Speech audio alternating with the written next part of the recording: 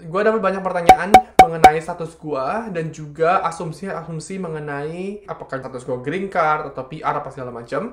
Dan di video hari ini gue akan lurusin itu semua. By the way, gue mau kasih shoutout ke teman gue Bianca yang udah nyaranin gue beli ini mic. So hopefully video-videonya bakal lebih kayak ngobrol ke kalian. So langsung aja sebelum lanjut, tonton video ini.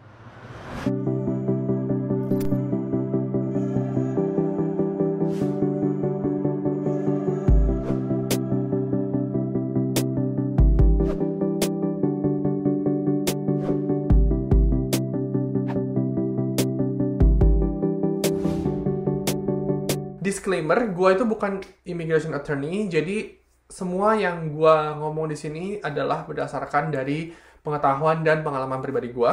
Kalau misalnya kalian ada pertanyaan yang benar-benar spesifik ke kalian, kalian bisa tanyakan ke immigration attorney. Mungkin gue nggak pernah ngomong secara gamblang ya, guys, status gue tuh ini loh, gitu. Tapi kalau misalnya kalian ngikutin video-video gue, itu gue jelasin gitu, kayak misalnya gue pernah share ketika gue kerja sambil ngampus gitu kan di Amerika, itu gue kasih tahu gitu bahwa status gue adalah visa student. Ini videonya kalau misalnya kalian mau kepoin. Terus gue juga pernah share ketika gue dapat surat military ya kan di Amerika, itu gue kasih tahu juga status gue apa, dan gue juga pernah share tips juga mengenai dapat kerjaan di Big Four Amerika gitu kan. Dan pada saat itu status gue adalah bisa kerja. Gue juga pernah share ketika gue dipecat 3 hari setelah gue magang gitu kan. Itu waktu itu gue lagi nungguin OPT gue.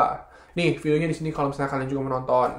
Dan ada yang bilang tadinya di US pakai green card, Om. Aku pengen banget loh punya green card biar bisa hidup di sana. Gue di US nggak pakai green card, jadi awal mulai gue ke Amerika itu gue visa student. Habis itu gue lulus, gue pakai OPT, ya kan, optional practical training. Gue juga pernah share mengenai OPT kalau misalnya kalian mau nonton. Habis itu gue lanjut ke namanya H1B, which is work visa. Habis itu gue pindah ke Kanada. Dan ketika gue pindah ke Kanada itu gue menggunakan work permit. Dan sekarang gue PR Kanada. So ya, itu kira-kira timeline gue. Dan di video-video berikutnya gue juga akan share ke kalian gimana proses dapetin PR Kanada, timelinenya gimana, dokumen-dokumen apa yang dibutuhkan, susah atau gampang. Sebenarnya gampang-gampang susah guys. Yang penting kita ngerti jalur mana yang kita mau ambil gitu kan. Karena PR itu banyak jalurnya. Jadi kita harus tahu jalur yang mana yang kita mau tempuh gitu kan. Terus kita mengerti apa yang ditanyakan, dan kita bisa memberikan jawaban kita serta dokumen-dokumen untuk memenuhi persyaratan tersebut. Gue juga bakal share tips-tips juga ke kalian, so hopefully video-videonya bakal menginspirasi kalian lah.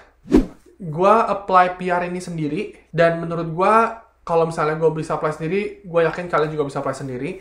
Kalian bisa apply menggunakan jasa lawyer, tapi gue waktu itu pernah nanya jasa lawyer dan harganya cukup mahal, jadi gue memutuskan untuk nggak menggunakan jasa lawyer karena cukup mahal buat gue.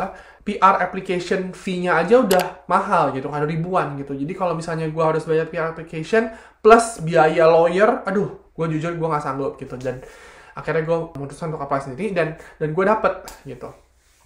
So ya, itu aja video hari ini. Kalau misalnya kalian mau nonton video-video gue mengenai proses PR Kanada, timeline, dokumen segala macam, klik subscribe biar kalian nggak ketinggalan. Itu aja hari ini, gue cuma mau ngasih tahu kalian status gue karena banyak banget yang nanya dan banyak yang ngira bahwa gue itu US Green Card gitu. Mungkin karena gue banyak bikin video mengenai Amerika gitu kan. Tapi gue bikin video mengenai Amerika karena gue pernah tinggal di Amerika selama 8 tahun ya kan, sebelum gue pindah ke Kanada. Jadi banyak banget hal-hal yang gue alami di Amerika yang gue bisa share ke kalian, dan sebenarnya masih banyak lagi hal-hal yang belum gue share gitu. Jadi kalau misalnya kalian pengen tahu ya kan, komen di bawah. Kalau kalian ada pertanyaan juga langsung aja tanya di bawah, gue akan coba jawab. Thank you for watching, I'll see you next time. Bye guys.